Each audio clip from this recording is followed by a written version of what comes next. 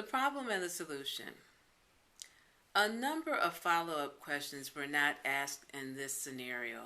What issues have persisted over the past 4 years? What chaos is the employee talking about? Is it persistent? What do you mean by throwing employees out in the field with no protection?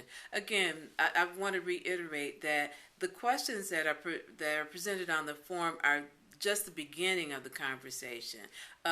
Once you start that conversation with your employee, the supervising manager should have some additional questions sometimes to dig a little bit deeper into what seems to be some of the challenges and concerns of our employees. Why do you feel that you are being questioned, or why do you feel that you are beyond being questioned? Is one of the questions the supervising manager might have asked the employee.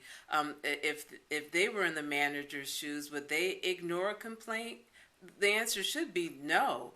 It should have been explained that no employee is beyond reproach, and if there are concerns, they're going to be investigated. Period. It's not a matter of people not trusting that they're not doing their jobs, or people feel they're not doing their jobs. If someone has an issue and they bring it to a supervising manager, it's on the supervising manager to go back to the employee and have a discussion to vet out what has happened. It's plain and simple, and no one is beyond that process. A discussion should have occurred to address the hazard pay.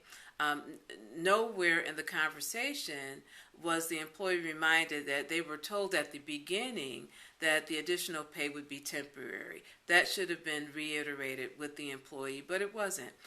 This is not the time for the supervising manager to join the chorus of complaints with the employee. If there's an issue, address it with your supervising manager in your one-on-one.